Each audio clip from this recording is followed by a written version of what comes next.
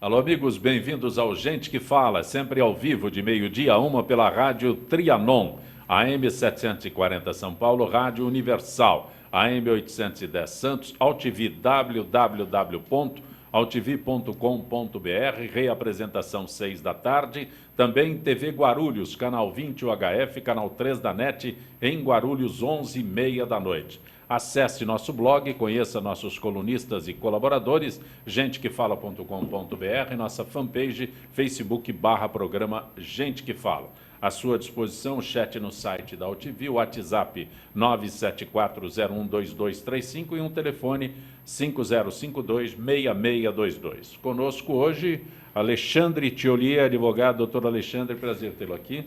Sancopé, é um prazer muito grande.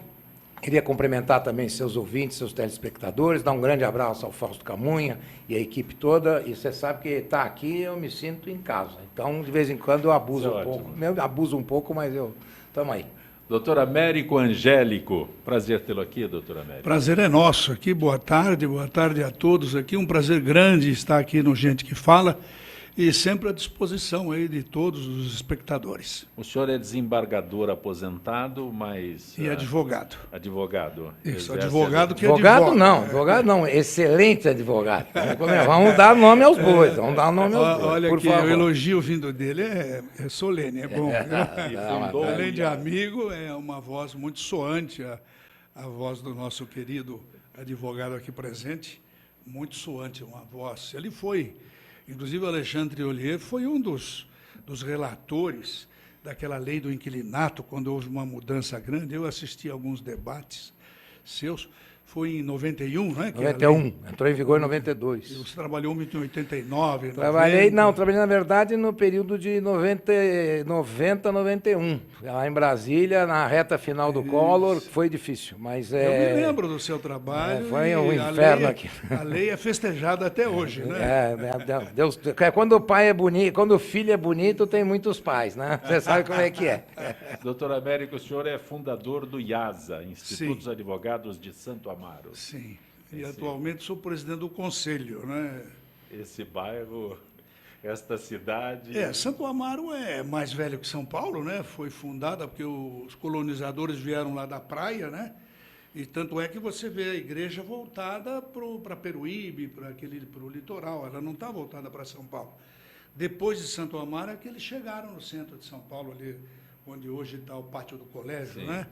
Então, Santo Amaro é algum tempo mais antigo que São Paulo e, por acaso, é o maior bairro, o maior distrito de São Paulo. Tem mais de 3 milhões de habitantes. Outro dia eu acabei escutando na TV um programa a respeito de um museu de Santo Amaro, que tem um presidente antigo e tudo mais. Ele contando a história. Alexandre Moreira. Alexandre Moreira. Você traz perfeitamente, perfeito. Centro das tradições de Santo Amaro. E o perfeitamente. Alexandre é um presidente cuidadoso e tem lá um acervo histórico. Isso. Só que me deu vontade de ir lá. Eu acho que eu vou passar lá pelo seu escritório, nós vamos juntos. Santo Amaro tem o poeta Paulo Heiró. Santo Amaro tem o Júlio Guerra, aquele escultor que fez aquela estátua do Borba Gato. E era também... O Fausto conhece bem Santo Amaro.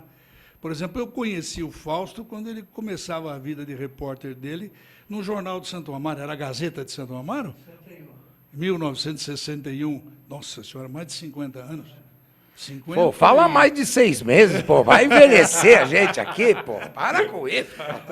Fala mais de 6 meses. Eu te conheço há mais de 6 meses. Para com isso. A ideia da pujança de Santo Amaro, como o Alexandre conhece as coisas, né? Que beleza, né?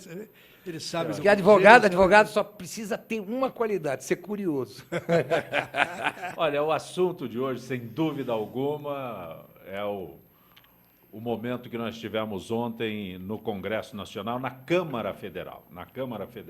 Pedido de abertura de impeachment da presidente Dilma Rousseff foi aprovado pela Câmara dos Deputados. Após 6 horas de votação, placar final de 367 a favor do impeachment, 137 contra, tivemos ainda 7 abstenções e 2 ausências. O processo segue agora para o Senado, que deverá formar uma comissão para julgar a causa e terá 48 horas para escolher o seu presidente. Doutor Américo, o senhor tem todo um detalhamento, eu poderia ler aqui tudo o que o Pedro mandou, mas o senhor tem todo um detalhamento do que do procedimento Sim, eu tenho. no Senado. Eu gostaria que aproveitar a presença do Bom, senhor, assim de uma também forma, do Tiolier. de uma forma sumária, porque eu tenho tanto um detalhamento sumário como um detalhamento pormenorizado. Mas vamos ao detalhamento sumário. Então, veja bem, o processo deve chegar no Senado ainda hoje. Hoje é segunda-feira. E chegando no Senado, o Senado cria uma comissão de senadores. Essa comissão é composta de 42 senadores, sendo 21 titulares e 21 suplentes. E esta comissão tem 10 dias para emitir o parecer.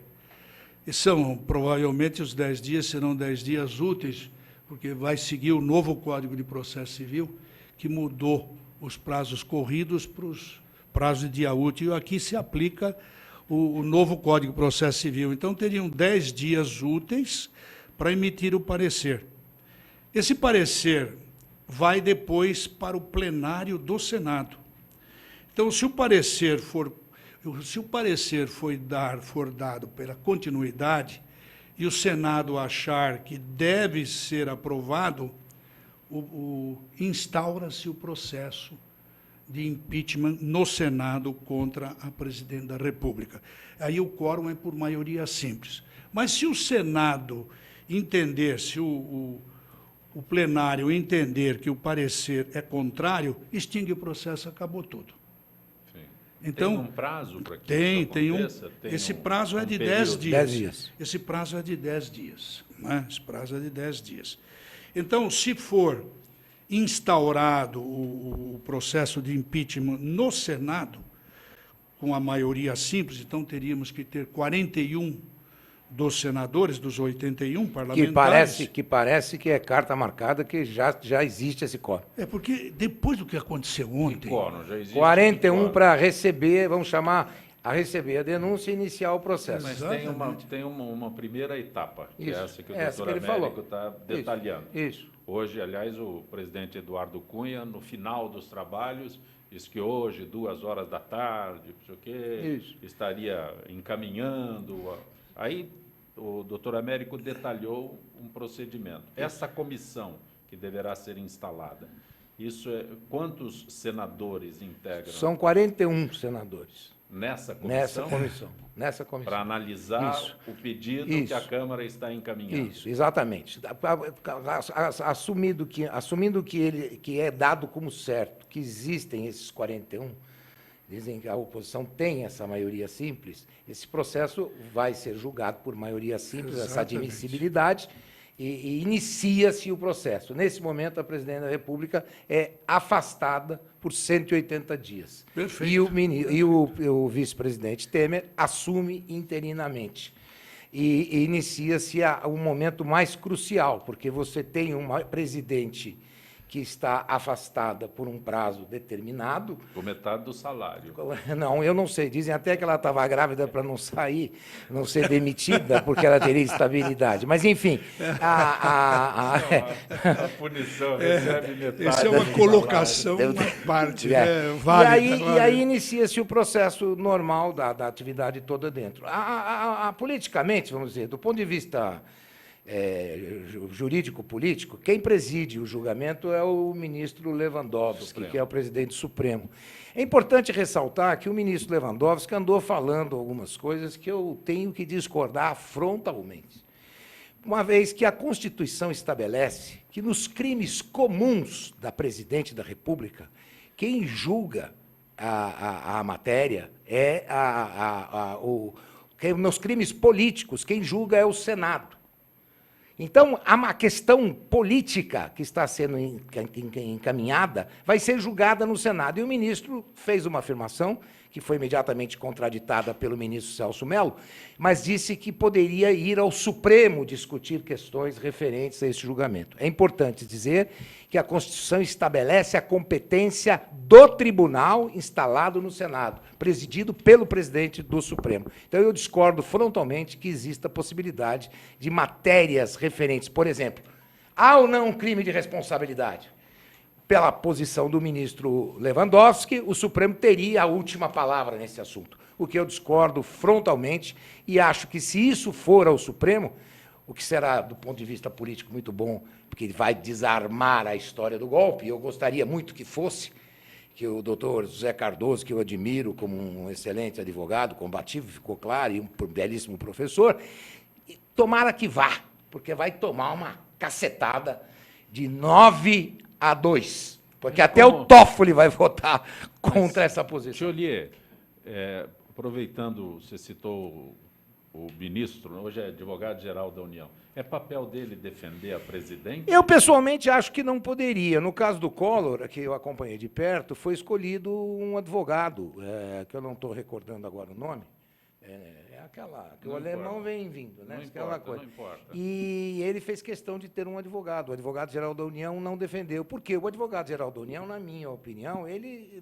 advoga para as instituições. Sim. E, no caso específico, o que está em jogo é o mandato de um candidato eleito. Chama atenção, uma outra coisa que eu faço questão de fazer o registro, e prometo já encerrar aqui a minha primeira parte, é o seguinte, dizem que o Michel Temer não tem legitimidade. Isto é uma total idiotice, porque o Michel Temer foi eleito nessa chapa exatamente para substituir a presidente, em caso de falecimento, em caso de impeachment. Então, não há como dizer que o Michel Temer não tem legitimidade. Ele tem total legitimidade, ele foi eleito para isso. Do contrário, não precisaria ter vice-presidente. Doutor Américo, o senhor se fez referência a prazos, são dias corridos, né, dias úteis, por que a pergunta? Porque nós temos um feriado na quinta-feira. Bom, nesse caso, se por acaso fosse o prazo começasse admitindo para argumentar numa quarta-feira, e a quinta sendo feriado, aí seria prazo de dias úteis, aí nós pularíamos. A sexta é ponto porque facultativo? No caso do Collor, nós adotamos o Código de Processo Civil de 73, que falava em um prazo em dias corridos, né? E o novo código deu um saldozinho, um respiro para o advogado, porque, tratando-se de dias úteis, o prazo aumenta um pouquinho, porque não se conta feriado, não se conta sábado, não se conta domingo. E o advogado tem prazo próprio, quer dizer, ele tem aquele prazo para fazer a coisa, se ele não fizer aquilo, é prazo fatal para os recursos, prescrição, decadência e tudo mais. Então, o novo Código Civil estabeleceu essa forma de verificação de prazo. Então, esses 10 dias seriam contados pulando o feriado, pulando sábado e domingo. Agora, o que se nota depois de ontem é que foi surpreendente o resultado.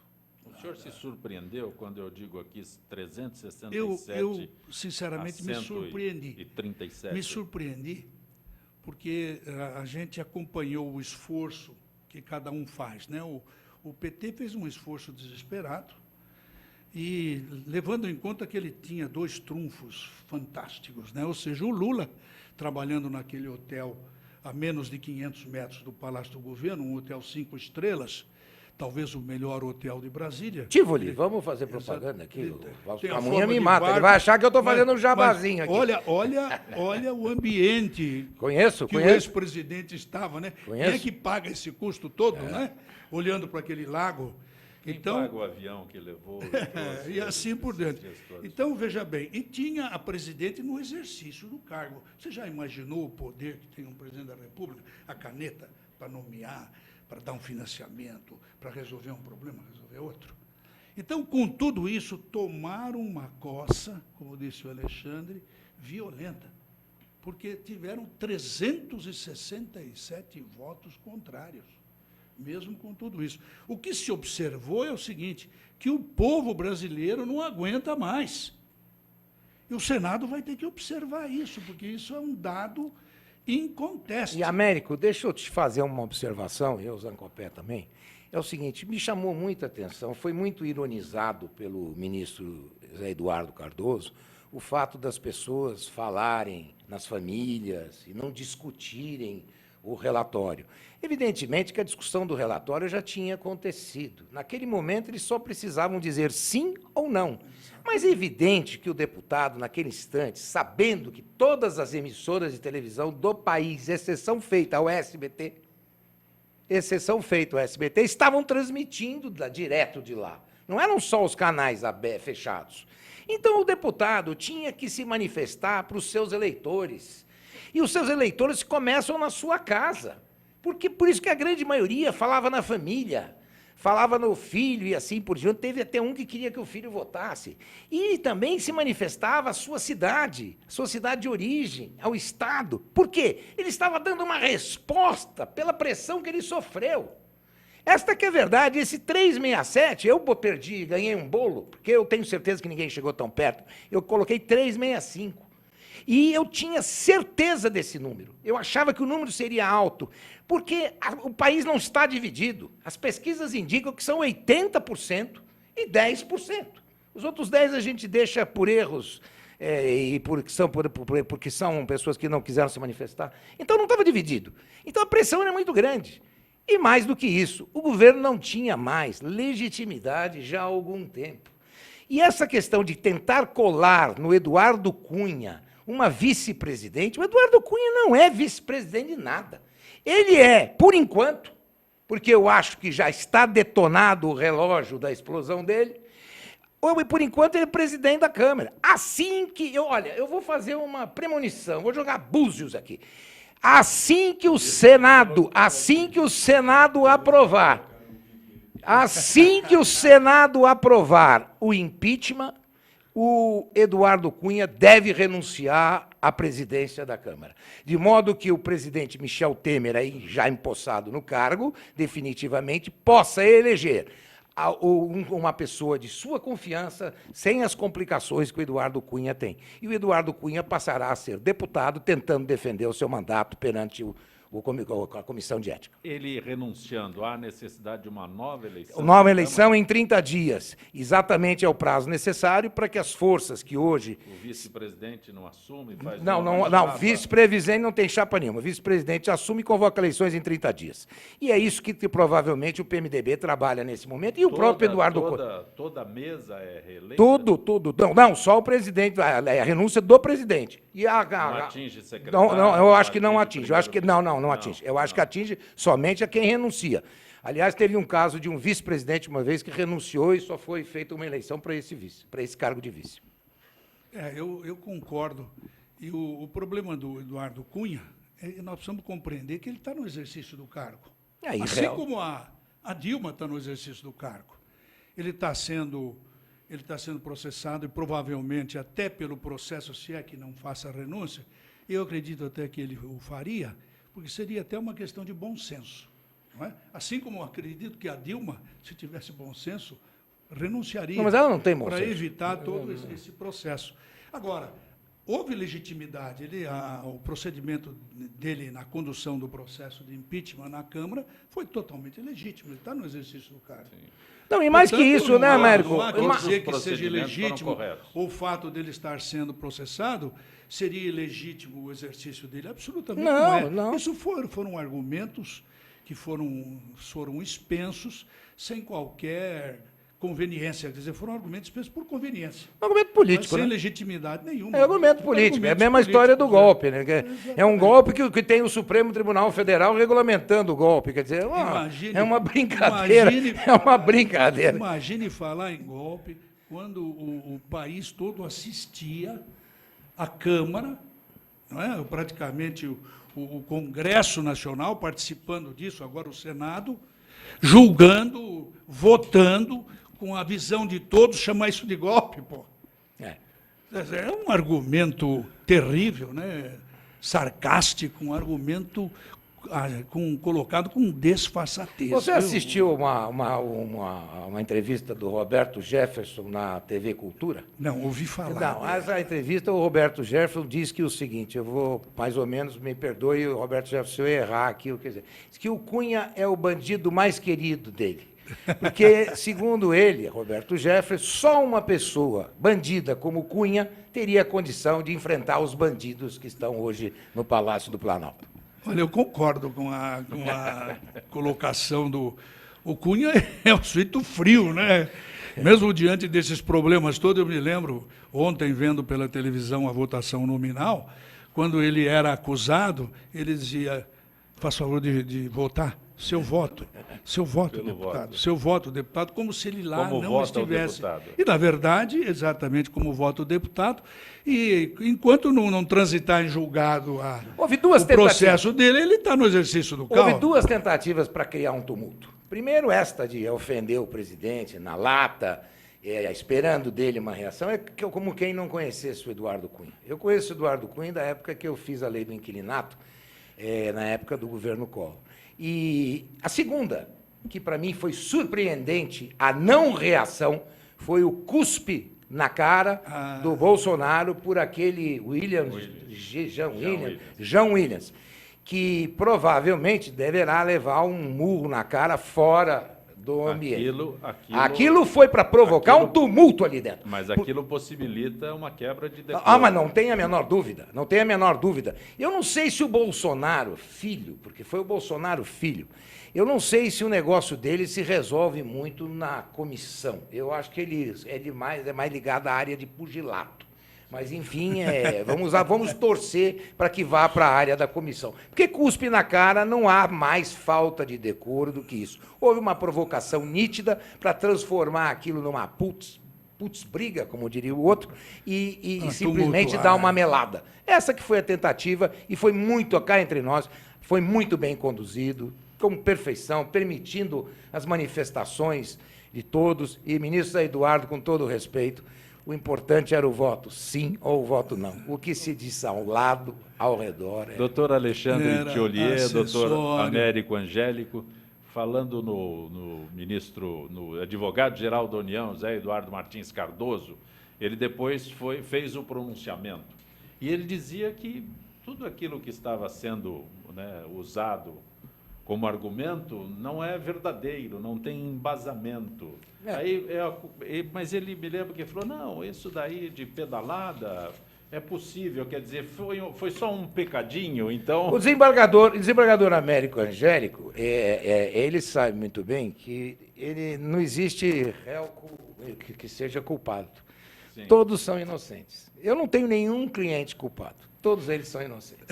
Evidentemente. Nem que eu encontre o argumento mais ridículo. Agora, o mais importante para mim, embora eu questione a possibilidade dessa defesa do ministro Zé Eduardo, eu quero aqui registrar que o ministro Zé Eduardo é uma pessoa, dentro do PT, são pouquíssimas as pessoas que eu respeito. Não me peça para enumerar, porque eu terei muita dificuldade de relembrar. Mas o ministro Zé Eduardo Cardoso é uma delas. O esforço, a luta dele como advogado é de tirar o chapéu. Por exemplo, uma pessoa do gabarito dele, e o desembargador Américo Angélico vai saber do que eu vou falar com maior precisão, porque é do ramo, tentar sustentar numa liminar de mandado de segurança.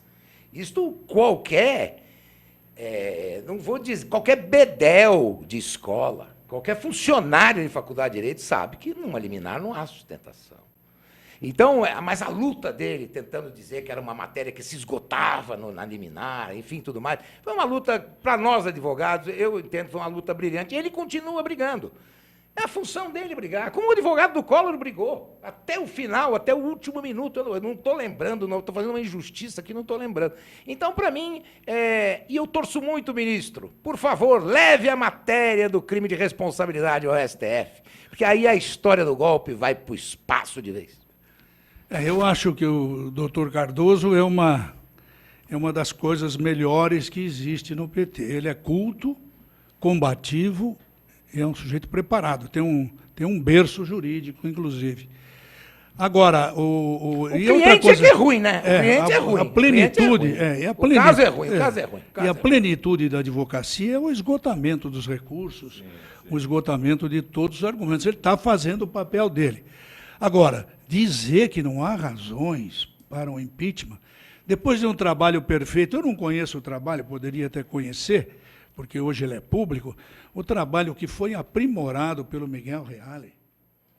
O Miguel Reale já tem aquele berço do pai dele, que foi um dos maiores filósofos juristas que o Brasil já teve, e ele é um advogado, é um professor de monta, ele conhece bem esse problema, e fizeram um trabalho junto com o Bicudo, lá e com a Janaína, um trabalho primoroso.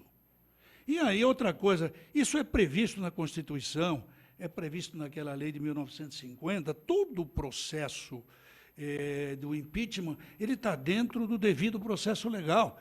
Ele é previsto, está no artigo 85 da Constituição, tem 7 itens lá que definem os crimes de responsabilidade.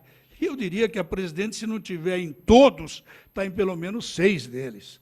Então, é óbvio.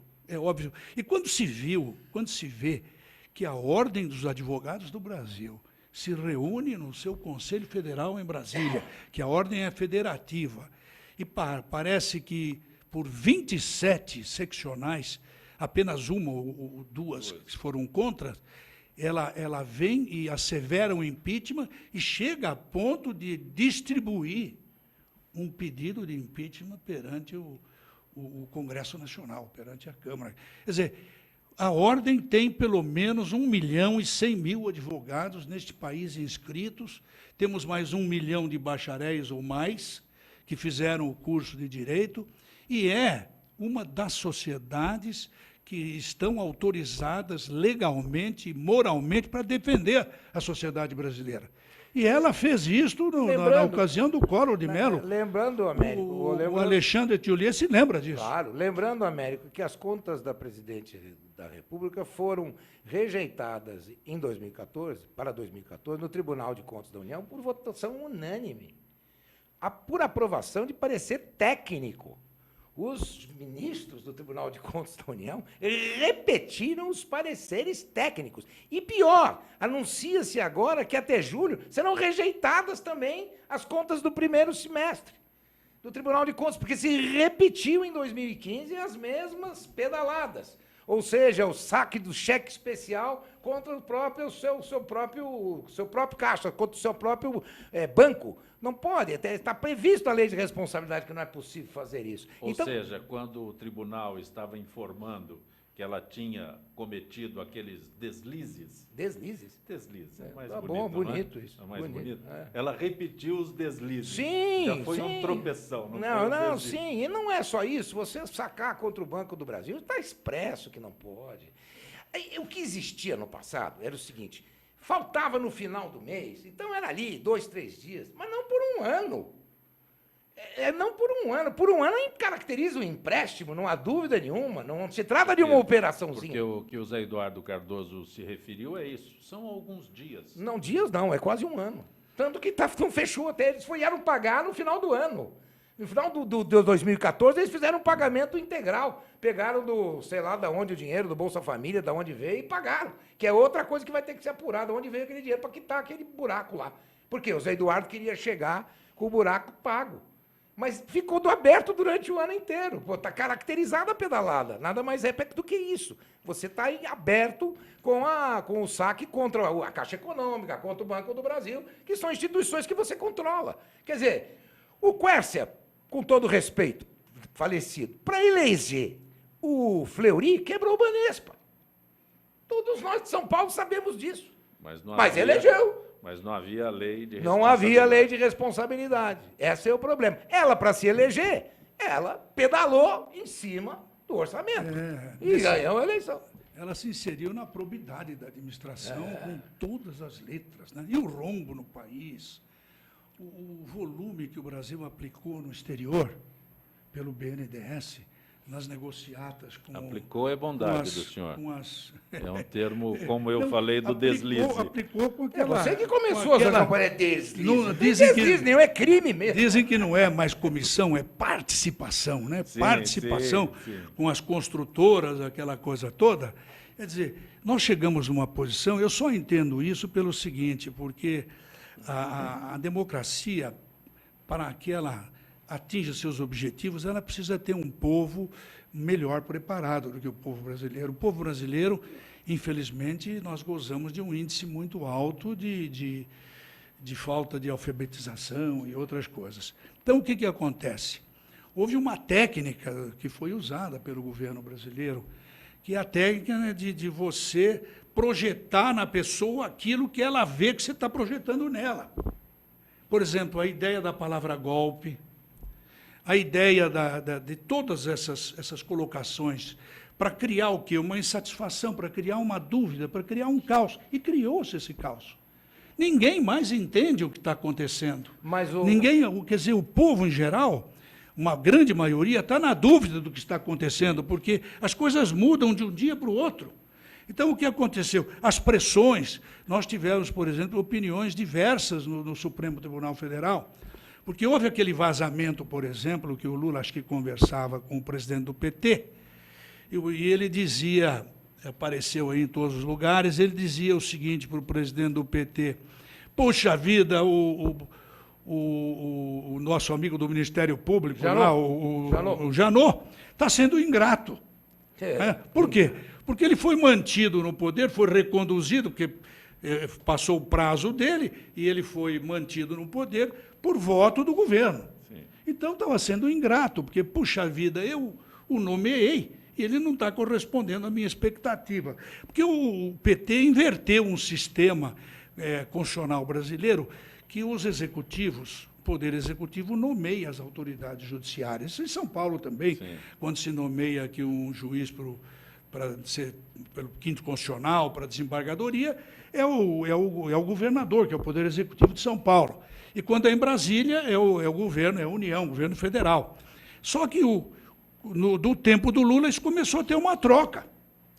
Ele te nomeava, mas ele queria um agrado depois. Né? Então, daí, por exemplo, necessário. certas nomeações foram altamente contestadas, inclusive a mais comum de todas, a mais notória, foi a do Toffoli, né? Que teria feito inúmeros concursos para a magistratura, não passou, não tinha capacidade, tinha problemas de licitação, problemas no direito penal, e foi conduzido ao cargo de ministro do Supremo Tribunal Federal. Então, essa inversão e essas pressões havidas também deixaram o judiciário um pouco fragilizado.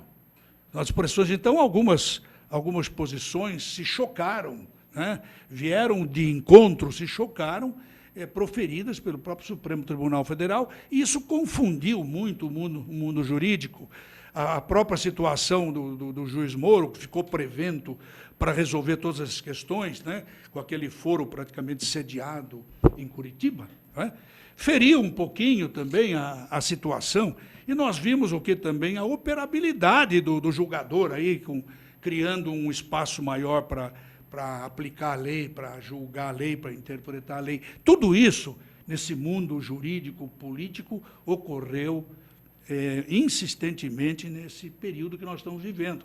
Então, nós advogados, nós juízes, ficamos todos, às vezes, né, desnorteados, né, Alexandre? Puxa vida, aconteceu isso, o porquê aconteceu aquilo. Depois. Ok, preciso ir para o intervalo. Gente que fala retornará em instantes.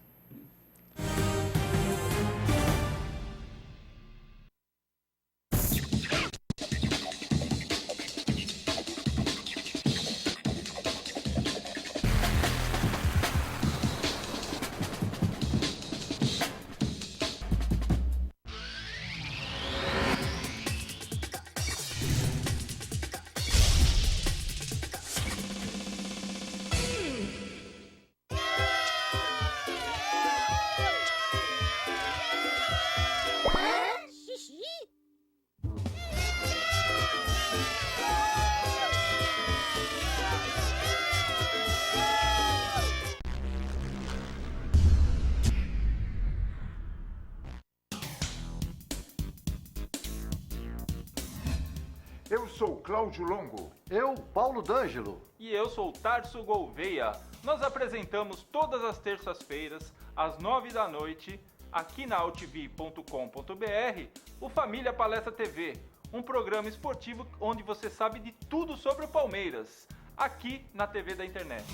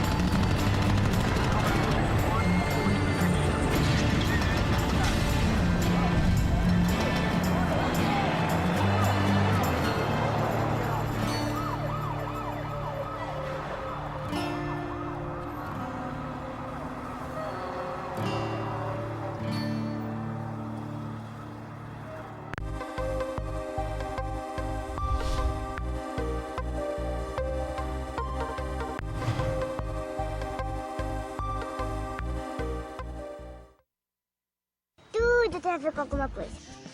De onde vem a água que a gente bebe? Da torneira. Ih, nada a ver. Vem dos rios que nascem da mata. Sabia que a gente só respira por causa das árvores? A árvore respira? Respira. A árvore respira. E o que você tem a ver com isso? Meu ar. Minha água. Minha árvore. Meu ambiente. Mata Atlântica. SOS Mata Atlântica. Mais 25 anos.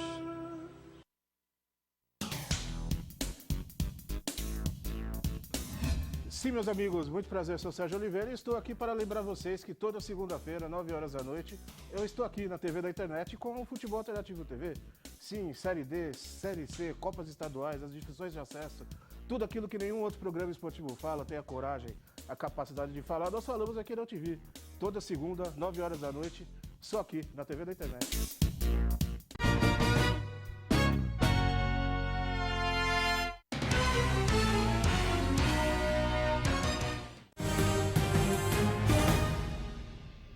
Você está conosco no Gente que Fala pela Rádio Trianon, AM 740 São Paulo, Rádio Universal, AM 810 Santos, AltV, www.altv.com.br, com reapresentação 6 da tarde, TV Guarulhos, canal 20 UHF, canal 3 da NET em Guarulhos, 11h30 da noite. Acesse nosso blog, conheça nossos colunistas e colaboradores, gentequefala.com.br, nossa fanpage Facebook /programa Gente que Fala. Conosco hoje o advogado Alexandre Thiolier e o advogado Américo Angélico, que é desembargador aposentado. Hoje estamos tratando, abordando a Câmara Federal ontem, o que aconteceu na Câmara Federal ontem, que abriu o processo de impeachment contra a presidente Dilma Rousseff. Oficializou o processo de impeachment. Está certo o termo, doutor? Autorizou a abertura. Autorizou? A abertura. Está a expressão do Supremo Tribunal Federal. Autorizou. É porque eu tenho dois advogados aqui. É o que eu vou dizer para você que eu nunca entendi essa questão, porque para mim, na verdade, reexame da admissibilidade do processo pelo Senado nessa comissão que nós comentamos há pouco, no início do processo no Senado, para mim é um contrassenso. Porque seria você simplesmente jogar por terra. Por que nós fizemos tudo isso na Câmara? Que nada. Mas o Supremo Tribunal Federal, infelizmente, tem uma palavrinha hoje na Justiça, eles não gostam quando eu falo ativismo judicial. É o judiciário se metendo em todo lugar, se metendo no legislativo. Eu vi o ministro Fux rebatendo lá um argumento de que teria que controlar latitude, longitude, qualquer coisa dos votos. E o ministro Fux falou, mas como? Seria o mesmo que aprovasse uma emenda constitucional dizendo que aqui tinha que votar por região, aqui no Supremo. Nós não temos esse poder de se meter lá dentro. E custou para alguém falar isso, pelo amor de Deus.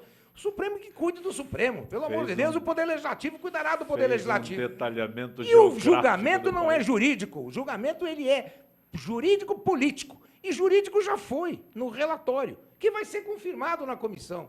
Já farta a maioria lá nos 41, lá que são necessários dessa maioriazinha simples. O problema é no voto final, que parece que a oposição e o grupo que está contra a presidente Dilma ainda não tem os votos. Mas parece que faltam poucos votos, segundo eu estou informando. Olha, Alexandre, tanto é verdade que o ministro Sidney Chances, que foi presidente e acompanhou o processo do Collor, ele disse que o Supremo está saindo fora do âmbito, né? Que o Supremo tem que ficar nas questões processuais. Lógico. E o Supremo, como se ele está metendo o bico, é uma questão até de competência. Mas isso tudo se deve a esse caos instaurado, né? Essas pressões. Mas essa lição de cima, essa lição de cima, Américo, ela vem para baixo. Por exemplo, não tem nada a ver com o impeachment, mas eu não posso deixar. Eu risquei na Constituição que eu tenho ao meu lado, na minha sala, que a execução provisória, pelo princípio da presunção de inocência, só poderia haver a prisão da pessoa após o trânsito em julgado. O trânsito em julgado é quando não cabe mais nenhum recurso de nada. O Supremo Tribunal, numa votação, para mim, que vai ficar na história do peleguismo, do absurdo, votou afirmando que era possível a execução provisória penal bastando que passasse pelo colegiado do tribunal do STJ, enfim, na segunda instância, dos tribunais estaduais. Se eu fosse oposição ao ACM na Bahia, provavelmente estaria preso, porque no Tribunal da Bahia o ACM mandava como ninguém. Então, e por isso que existem as normas, as cortes superiores. Eu tive que riscar. Aquilo é um absurdo completo. Tem gente que está sendo presa com base nesta, porque passa para baixo isso, dá essa instrução. E tem casos de cerceamento de defesa. O cidadão vai ser preso, quando chegar o julgamento, ele ficou 4 anos preso. E vai ser absolvido porque houve cerceamento de defesa. Isso é inaceitável, inaceitável. Mas esse é o Supremo, que brevemente vai dizer que o senhor não poderá mais entrar pela porta da frente da sua casa, terá que entrar pela porta dos fundos, porque vai chegar a este ponto. Doutor Tiolier, doutor Américo. Cabe uma ressalva, eu estou de acordo, porque, por exemplo, até no cível nós temos a execução provisória. Tem caução, né? Mas a execução provisória ela só caminha quando ela pode ser transformada em definitiva, que seria praticamente o trânsito em julgado, que iria dar essa condição. Mas o que está acontecendo também? Tem uma justificativa que ela não é técnica, ela é um pouco, vamos dizer assim... Muda a Constituição, doutora Américo, veja bem, a Constituição. É o clamor social. Não, veja bem. O clamor social, a gente muda a Constituição. Veja bem. Não me venha com essa. Não. Veja, vamos analisar o fato. Eu não estou justificando o procedimento, não estou entrando na técnica do procedimento. Mas por que isso teria sido feito? Pela situação que o país está trazendo, esse foi o clamor social, essa questão do Petrolão, da Petrobras, eles queriam tirar esse pessoal de circulação para fazer alguma coisa. Assim como a PEC da Bengala ser aprovada aos 75 anos de repente, quando mais de 10 anos estávamos todos trabalhando para isso, aprovam parcialmente a PEC da Bengala, para que ocorra aposentadoria aos 75 anos. O porquê? Só para o pessoal de Brasília? Por quê? Para evitar que o governo nomeasse ainda outros ministros. E o Tribunal Superior, o Supremo Tribunal, os tribunais de Brasília ficassem menos colocados com ministros, vamos dizer assim, de menor categoria, colocados mais politicamente. Então, houve uma razão pela qual essas atitudes foram tomadas. Agora, tecnicamente, se fizer, bastaria uma injustiça. Bastaria que vai ocorrer. Mas, negar-se-ia o propósito da medida. O clamor público ele é muito maior. Porque hoje não se aceita mais que a pessoa só cumpra 1/6 da pena. E, muitas vezes, menos que isso, com a progressão, lendo um livro, limpando uma latrina. Cada 3 latrinas eu tenho um dia de perdão. Então, o cidadão pega 10 anos de cadeia e fica 2 anos preso. E vai para um semiaberto, que não existe, impunidade. Que não existe o semiaberto, ele vai para o domiciliar. A impunidade do Brasil. Isso é que é impunidade. E se quiserem mexer a Constituição, se quiserem condenar antes, o que seria um absurdo, eu fico imaginando as votações nos tribunais de Alagoas, da Amazonas. Como é que o cidadão vai se defender? Vai se defender de uma perseguição política? São estados em que a gente sabe como funciona. Então é um absurdo que ministros do Supremo tenham votado isso. E esses mesmos ministros, na voz desse ministro Lewandowski, que tome cuidado, ministro. O senhor pode passar para a história como um pelego desse governo. O senhor tome cautela. Tome cautela, porque todo mundo está de olho no senhor. Porque o que o senhor fez no último julgamento, a respeito do mandado de segurança, na verdade, o senhor precisaria se inscrever na OAB. Porque isso, na verdade, Vossa Excelência, para não ter problema, Vossa Excelência advogou para o governo naquele julgamento. Doutor Alexandre Tiolier, doutor Américo Angélico, aproveitando o momento, né, quando vocês estão falando sobre essa... Eu desde que se iniciou a possibilidade desse processo de impeachment, tal, eu questiono o fato de a Câmara ter entregue ao Supremo como vai funcionar, como será o rito, porque a Câmara Federal já tem os seus regramentos, já tem as suas normas, não tem por que ir perguntar ao Supremo. Quando o senhor disse há instantes que a ingerência Não tem por que perguntar, o Poder Legislativo perguntar ao Poder Judiciário como eu funciono e depois eu funciono do jeito que eu Mas quero. sabe por que ocorreu isso? Nós temos 2 princípios basilares no direito. E eles funcionam em todas as esferas, que é o princípio dispositivo e o princípio do contraditório. O princípio dispositivo é aquele que as máquinas judiciárias, elas existem, está lá o lugar de cada um, o foro, de acordo com a federação do país, estadual, municipal, federal, etc. E quem apresenta alguma coisa, né, numa dessas máquinas judiciárias, a rigor aquilo tem que ser apreciado ou tem que ser rejeitado. Então, o que acontece isso é até uma questão de competência.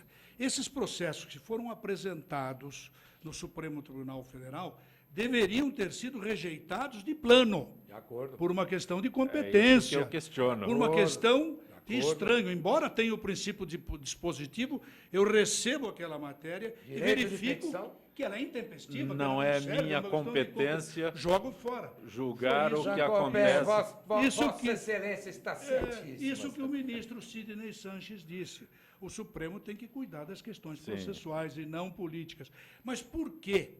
Só pra dar Aquilo exemplo, ficou só pra dar retido lá. exemplo. Vamos só para dar um exemplo. Então, acabou o doutor Américo, já acabou, eu estou chamando de doutor. Olha, deve ser Américo, nós somos velhos É amigos. verdade. Deve ser a câmera aí. O problema o problema é o seguinte, o Américo acabou de dizer que você tem um prazo de 10 dias.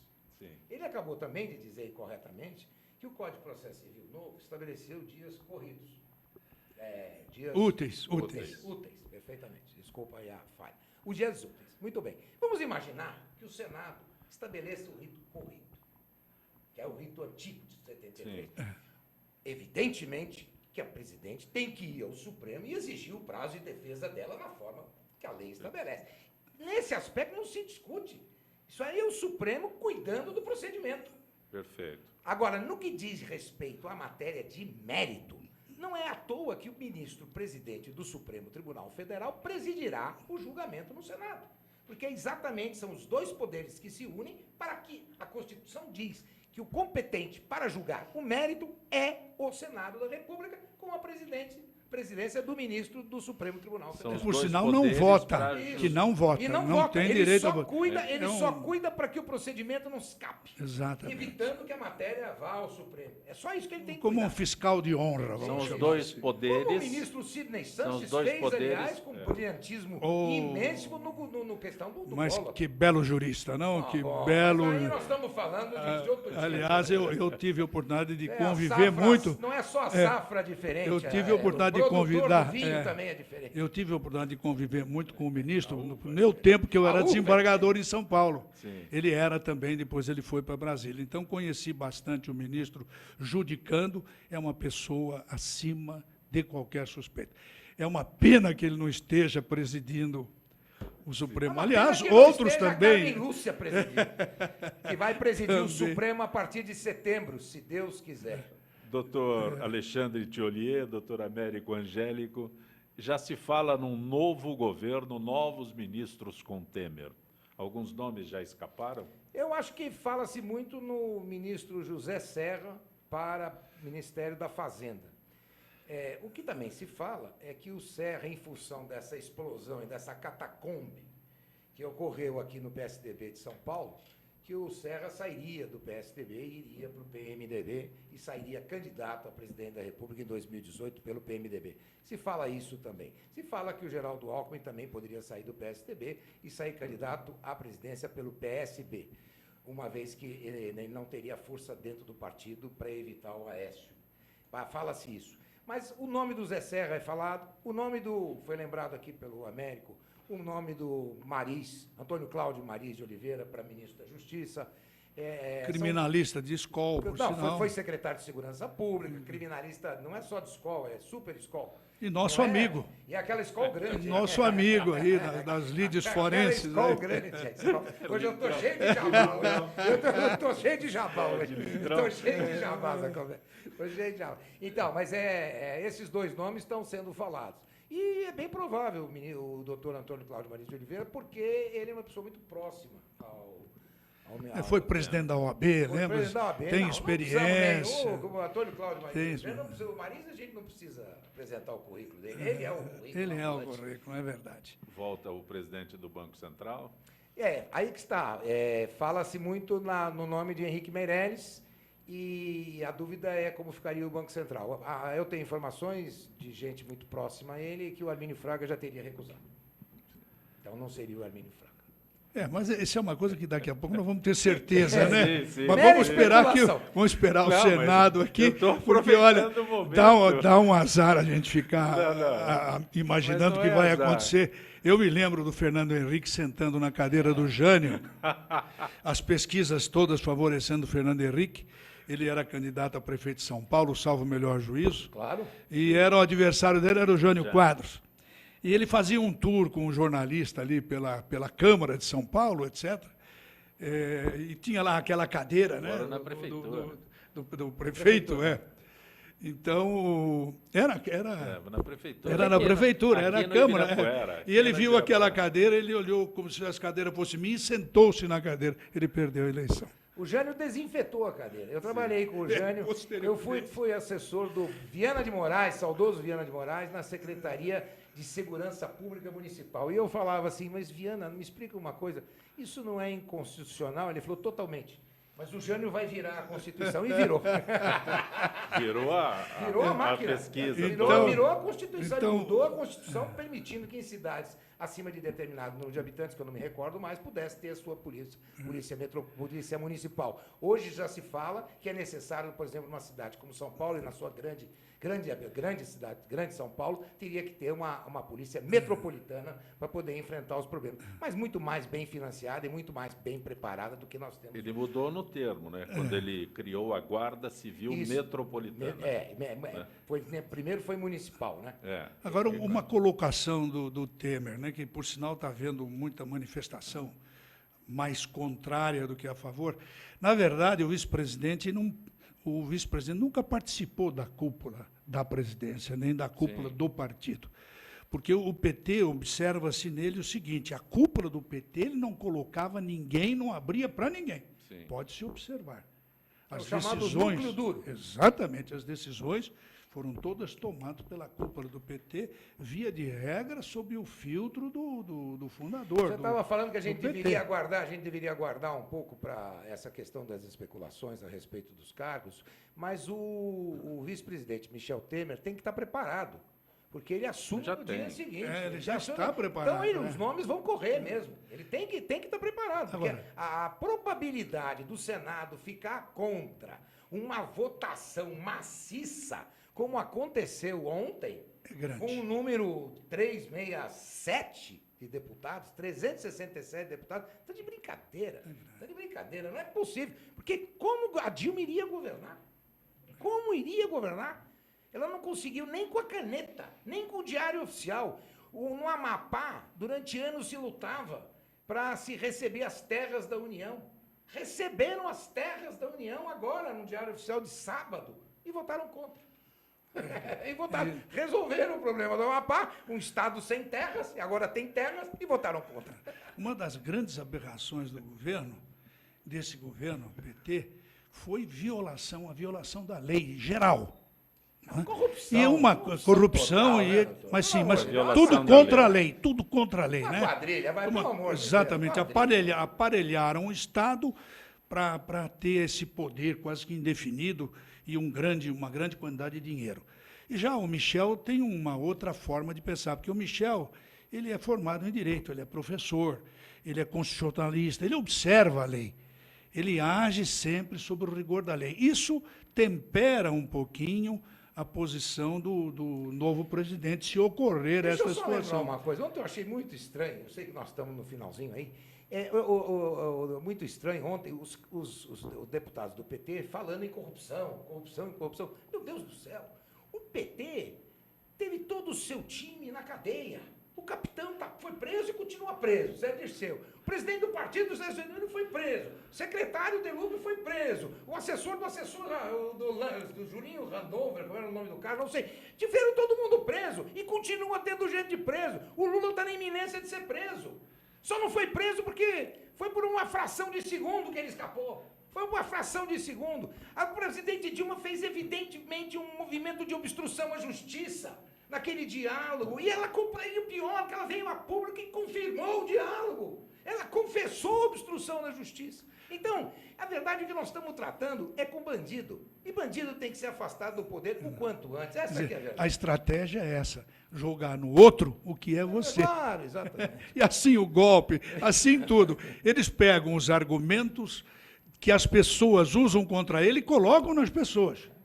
É aquela história que o Freud falava da projeção, né? Você projeta no outro aquilo que você sente. Sim. Então, você sabe que você rouba, mas você fala que é o outro que rouba. Você sabe que você não presta, mas você diz que é o outro que não presta. E você vai batendo, que acaba pegando. É a história daquele cara que bate a carteira e grita com a carteira na mão e grita, pega ladrão! Entendeu? E todo mundo corre. Tiolier, enquanto isso, o Brasil continua sem ministro da Casa Civil, e o Jacques Wagner é chefe de gabinete, o ministro da Justiça vai, não vai? Vai, não vai? Né? Não, o ministro da cidade saiu todo. O ministro saiu ontem, dois. Tem um ministro que saiu dizendo que ia votar a favor, chegou na hora, votou contra. O ministro Kassab, na última hora, quando ele percebeu que o barco tinha virado, ele saiu correndo, porque ele falou, vou ficar aqui e eu estou perdido. Mata a minha carreira política. E, evidentemente, quem ficou lá e quem votou a favor está com a carreira política marcada. Hoje, no jornal, tem as fotografias. Aqui de São Paulo, eu não sei quem foi que traiu o povo paulista. Porque não é do PT, não é do PCdoB, KGB, sim, aquelas coisas lá dele, lá, eu chamo de deles porque não é uma diferença, é uma diferença ideológica. E ideológica e de conceitos de moral, de ética. Essa é a nossa grande diferença. Agora, o Senado precisa tomar cuidado com essa votação, porque o senador que votar a favor da Dilma, não sei se ele se elege, viu? Não sei se vai conseguir se eleger na vida dele, viu? Era bom pensar bem, né? Doutor Américo Angélico, é sempre muito bom tê-lo aqui no nosso Gente que Fala. Engrandece nosso debate. O prazer é nosso, é um prazer estar aqui. E, olha, hoje foi um dia mais especial, porque eu reencontro aqui um grande amigo. Nós trabalhamos juntos na fundação do César, lembra? Do Centro de Estudos da Sociedade de Advogados, no tempo do Orlando Giacomo, que lamentavelmente nos deixou. Era um grande amigo do Alexandre e meu também, dentre outros, né? Então, e o Alexandre, quando defendia lá, ele foi relator da lei do inquilinato, eu tive a oportunidade de assistir a alguns debates, e, no fim, ele foi um dos alicerces dessa legislação, que pegou muito bem. E ele é um homem entusiasmado, continua o mesmo, isso é maravilhoso. Faz 20 anos que nós fundamos o César, ele continua o mesmo, maravilhoso. E vê-lo aqui, Zancopé, aqui esse ambiente maravilhoso que tem aqui, de liberdade, é um grande prazer estar aqui. Doutor Alexandre Tiolier. Zancopé, eu tenho que falar a mesma coisa do América, que eu lembro que a gente estava brincando, porque a gente tem uma coisa muito em comum. Você não trabalha mais na Paulista? Não. Eu fui a última vez, eu fui abarroado por um boi. Atropelado por um boi, eu falei, chega. Aí o meu escritório está no Itaim. Tem bons restaurantes, você percebeu que eu dei uma engordadinha.